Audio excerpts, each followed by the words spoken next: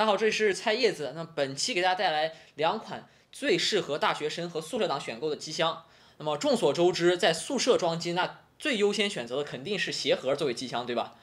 不仅仅是因为鞋盒便宜，最主要是因为鞋盒是真的有味儿，尤其是像我这种有男人味儿而且帅气的小伙子，那么大家懂的都懂，肯定是用鞋盒。那么所以本期的话，就给大家推荐两款由酷鱼生产的高级鞋盒。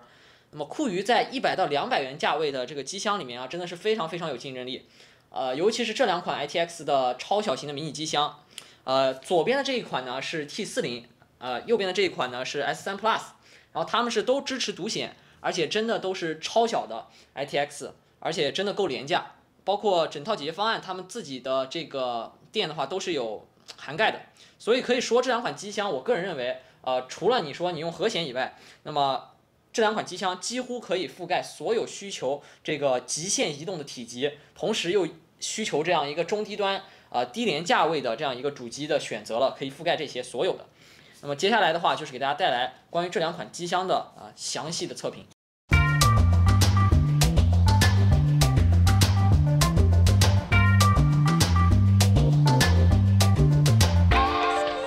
那么为什么我说这两款机箱真的非常适合学生党和宿舍党？那么有4点原因。第一点原因是因为宿舍的功耗限制，你经历过跳闸的人应该都知道这一点。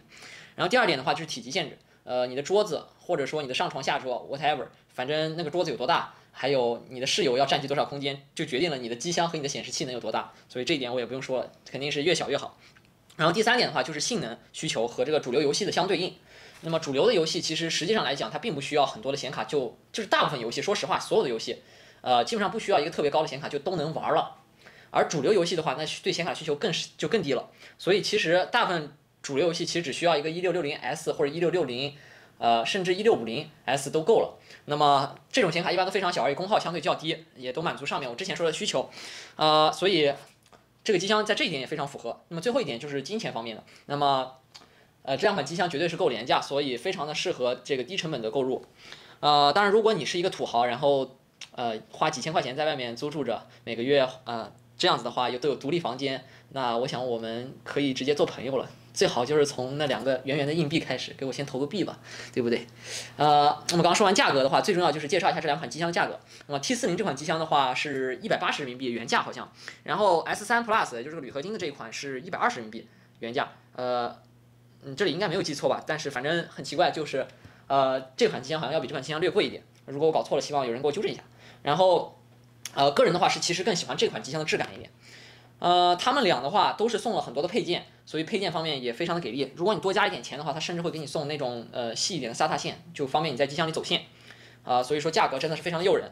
那么紧接着的话，我们就一一开始介绍一下这两款机箱。那么最首先呢，就是要介绍一下这两款机箱的这个设计和布局、外观方面。那么布局其实你看着虽然它们是背靠背的，但它们俩的这个主板架的设计是完全一样的，只不过是颠倒了一下。等一下我会细节说。然后这两款机箱都是 ITX 或者 ITX 加 SFX 电源的。然后这个 S3 Plus 是全铝合金的，而这边这个 T40的话是 SPCC 果漆的。我刚也说了，这个 SPCC 的这个果漆质感，其实我个人更喜欢一点。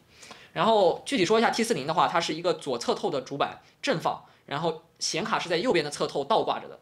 而亚克力侧板的话，它上面都是有开孔的，2个亚克力侧板实际上两边都一样。然后机箱本身是有那个粉、蓝、白3个颜色可以选所以颜色也比这个要更多一些。而至于 S3 Plus 的话，它是一个右侧透的这个玻璃的侧透，钢化玻璃。那么它的主板是倒挂的，而后面的电源是正放的，就是正的竖着放的。然后在这个显卡这一侧的话是有铝合金的 mesh，让显卡来散热。然后它是多了一个电源仓，所以看起来会更美观一点点。虽然是钢化玻璃的话，但是我个人还是觉得这种很容易碎，所以不是这款机箱可能在便携的安全性上，可能并不如这个亚克力的侧板来的好一点。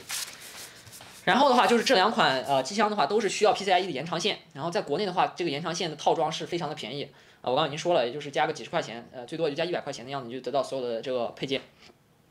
北美的话是非常贵，要30那个美刀真的是非常的黑他们的机箱这两款，所有的机箱好像在美国都是卖120刀吧，都非常的黑。但机箱确实本来在国内还是非常不错的。散热的话，这两款机箱都还可以，都只能说还可以。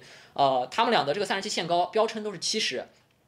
但是实际上这两款机箱的话，他们都只能用下压式的这个散热器，而且基本上最多你就用到这种4热管的这个下压式散热器就到头了。为什么呢？因为这个 S3 Plus 这个机箱呢，它这个玻璃侧透并不提供这个 mesh， 所以你吸分的话是要留出一定的空隙来，这个让这个风扇吸进气的，就不能和这个玻璃太接近。然后呢，就是说这两款机箱基本上，我个人觉得你也不能放太好的这个 CPU 进去，因为散热很明显限制了它。所以个人认为它最好就是到那个英特尔的10400或者是10600K 都稍微有点勉强。然后可以考虑在里面放3600、3600X、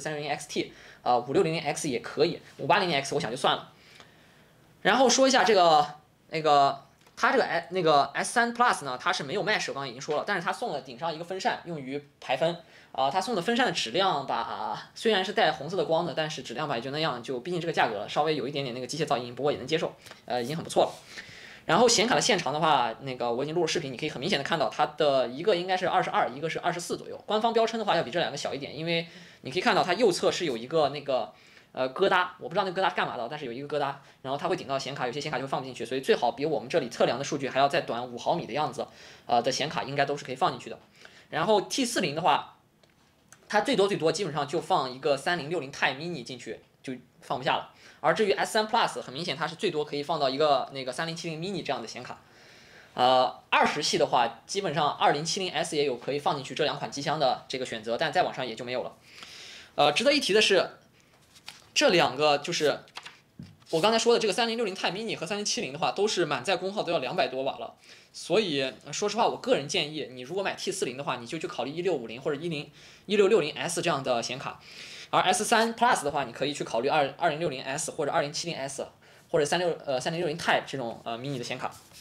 那么硬件的天花板，刚才我已经解释的非常清楚了。这两款机箱肯定不是适合再往上高端的机型了。就是越高的 CPU 和显卡就意味着越高的跳闸的风险，尤其是你在宿舍里面有更多的其他的人也要用电脑的情况下。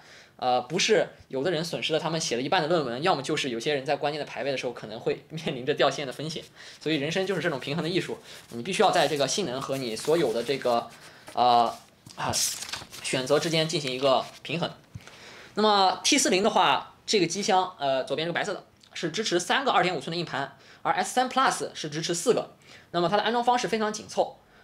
真的非常的紧凑。它的这个设计如果不在说明书，就我在说明书上说实话我没有看到，我也可能没有仔细阅读说明书，但是那个说明书真的让人太浮躁了。这个说明书我说了好多回了，就是太差了。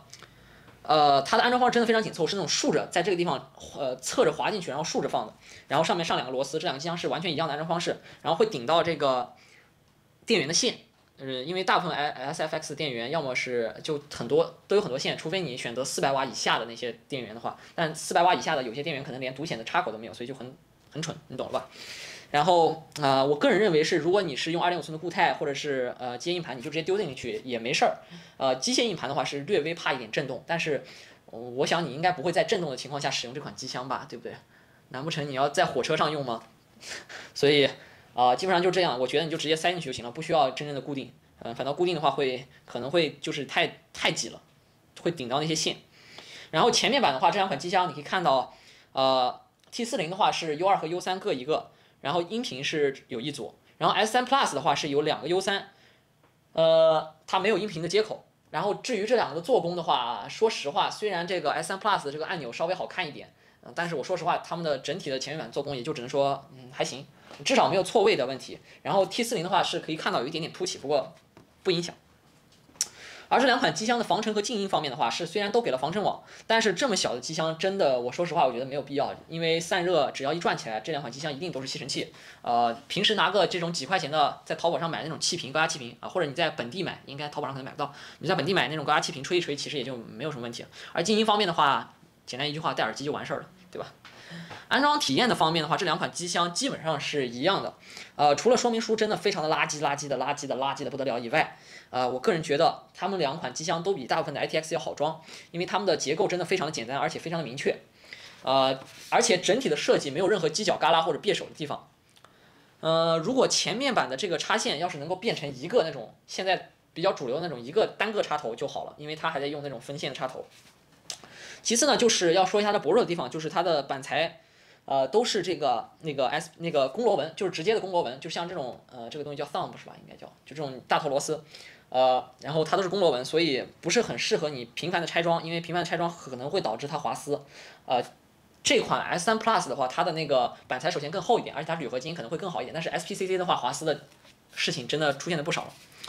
那么二者的区别是在于哪里呢？我个人认为是看你在不在乎颜值。如果在乎颜值的话，就考虑 S3 Plus， 而且你的体积就其实大小其实它们俩差距在厚度和高度上面差一点点以外，基本上是一样的。然后就是要看你要不要就是频繁的带来带去。如果你要频繁带来带去，我个人认为你还是选择这个比较安全一点。玻璃的话在携带的时候还是不太安全。然后总体要看你的预算，如果你的预算低的话，可能就可以考虑一个低一点价位的机箱。还要看你的硬件需求，如果你要更好的硬件往里放的话，你就可以考虑大一点的这一款。因为大一点的这一款虽然 CPU 散热，我个人认为不如这个，但是它的显卡散热是要比这个再好一点，而且可以支持更长更宽的显卡。所以基本上就是这样。那么本期的视频就是这样了，那么没有其他的内容了。我看看没有了，确实是没有其他内容了。那么这两款机箱真的是我这么一段时间拿这个 ITX 机箱里面，我个人觉得最值得，就真的值得每一个喜欢装机的人购入，而且值得每一个学生党去考虑一下的机箱。不仅仅是他们的价格，而且和他们相对来说比较成熟的设计和做工以外，这两款机箱他们的颜值，说实话装出来效果，如果你选那些带 RGB 的也不差的，真的也不差的。所以如果你是一个学生党，你觉得这两款机箱我介绍的还不错的话，可以关注一下我，并且给这个视频点一个赞非常的感谢。如果你有任何其他的关于这两款机箱的问题，或者是你和这两款机箱有什么渊源，然后有什么心得的话，都可以在评论区留言。我是菜叶子，有什么其他的问题，我们下期再见。